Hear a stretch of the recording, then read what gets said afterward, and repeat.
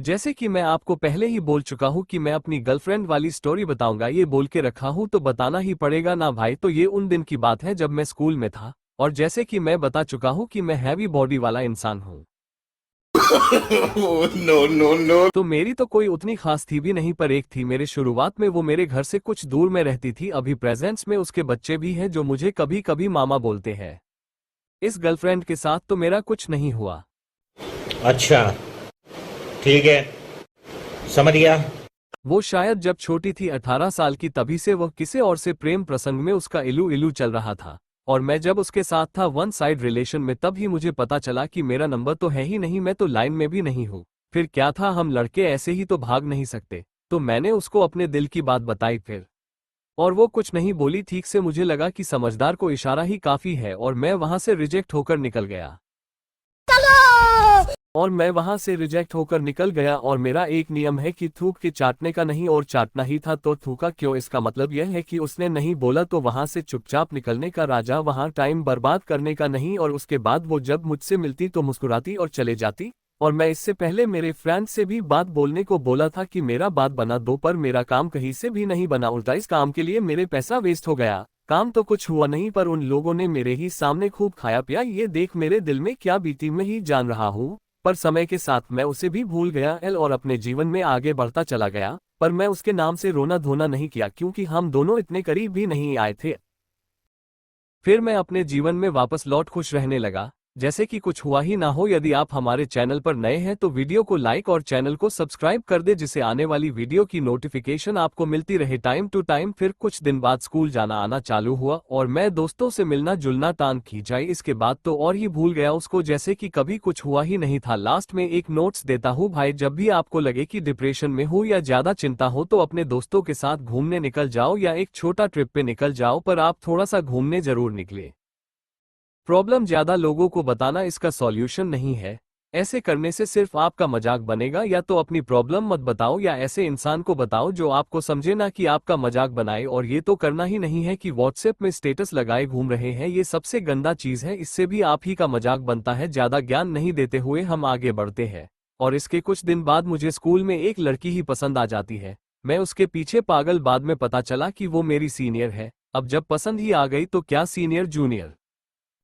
अच्छा, ठीक है, समझ गया। ये ठीक है, ये सोचकर मैं आगे बढ़ता गया इस चीज में। फिर मेरे दोस्त भी जो उसके दोस्त को जानते थे, वो भी अपना काम में लग जाते हैं मेरे लिए। पर शायद मैं अपने से ज्यादा खूबसूरत लड़की देख लिया था। ये भी मेरा कोई चांस नहीं था, ये पहली वाली से लंबी लाइन थी। एक बार फिर मेरा दोस्त इसी लड़की से मिलने गए, तो उस समय साइकिल का दौर था, तो सब दोस्त साइकिल से गए। फिर आधे रास्ते में भूख लगने लगा, फिर कुछ जलपान नाश्ता कर निकल गए मिशन पॉसिबल करने। फिर हम नाश्ता कर निकल जाते हैं। कुछ समय पश्चात जब हम पहुंचे तो वहां कुछ जान परिचय के लोग मिल गए। फिर हमने सोचा कि उनको बाहर निकलने के लिए रिक्वेस्ट किया जाए। ये चीज उन परिचय वाले को समझा दिया, और उन्होंने होने वाली को जाकर बोला कि आपसे मिलने कोई आया है। पर उसने शायद साफ साफ मना ही कर दिया। वो उस दिन नहीं निकली, क्योंकि मैं गया हुआ था उसके घर के पास।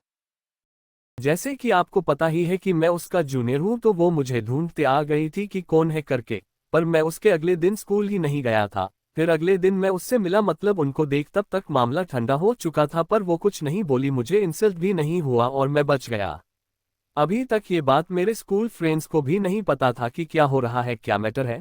फिर एक दिन अचानक से एक दोस्त यही सारा मैटर मुझे बताने लगा। फिर मैं मुस्कुराने लगा, फिर यहाँ भी तो मेरा कुछ नहीं होने वाला है ऐसा लग रहा था। फिर कुछ दिन बाद एक फंक्शन आया, और मेरा प्लान था कि आज आई लव यू बोलना है थोड़ा बात घुमा के, बट यहाँ उनके दोस्तों ने उसका साथ नहीं छोड़ा, और मेरा सारा किए कराए में पानी नहीं बार फिर गया, और मैं बोल नहीं पाया। फिर अब वो समझ गई थी कि मैं क्या बोलना चाहता हूँ, पर वो कुछ नहीं बोली, कोई बेइज्जती नहीं की। मैं और बच गया। फिर कुछ दिन बीतने के बाद, जैसे कि आपको पता है वो मेरी सीनियर थी, तो वो आगे की पढ़ाई करने बाहर चले गई, और मैं यही रह गया। मेरी पढ़ाई जो थी वो हिंदी मीडियम थी, और मेरे साथ जो ट्यूशन जाते थे वो इंग्लिश मीडियम वाले थे। पर हम दोनों साथ में ही स्टडी करते थे, दोनों लैंग्वेज में पढ़ाया जाता था। उसी ट्यूशन के दौरान मेरी दोस्ती अलग अलग स्कूल के लड़के लड़कियों के साथ हुआ। ट्यूशन के दौरान फ्रेंड से पता चला बर्थडे पार्टी सेलिब्रेट कैसे करना है, ये सब पता चला। हम तो कभी बर्थडे मनाए नहीं थे बे। इसी ट्यूशन के दौरान एक टीचर ने गाली दे दी। अबे साले। गाली बहुत ही बड़ी वाली, मैं बता भी नहीं सकता। पर मैं और मेरा दोस्त कंफ्यूज थे कि किसको मिला किसके लिए था। हम यही सोच पगलाए पड़े थे। बुरा भी लग रहा था क्योंकि गाली बड़ी थी और हम उन बच्चों में आते हैं ना कि जो बहस भी नहीं कर सकते थे। हम छोटे थे, हम उम्र में छोटे थे पर कांड में बड़े थे। फिर एक दोस्त से मिले जो खाली ये खाना है वो खाना है और बस चापलूसी करता था। एक दोस्त ऐसा भी था जो ये कहता था उसकी बात मुझे मालूम है कि यदि तुमको उसके साथ रहना है तो मुझे छोड़ना होगा, और यदि मेरे साथ रहना है तो उसको। इतना सब कुछ हो रहा था तो ऐसा लग रहा था मानो कि कोई सीरियल चल रहा हो जिसमें फुल ड्रामा है। ऐसा मत करो मेरी जान, लाइफ में कुछ अच्छा करो यार। वीडियो में तो मैं मेहनत कर रहा हूँ। आज के लिए इतना ही। यदि आप हमारे चैनल पर नए हैं तो वीडियो को लाइक और चैनल को सब्सक्राइब करना ना भूले, जिससे आने वाले वीडियो की नोटिफिकेशन आपको टाइम से मिलती रहे। धन्यवाद।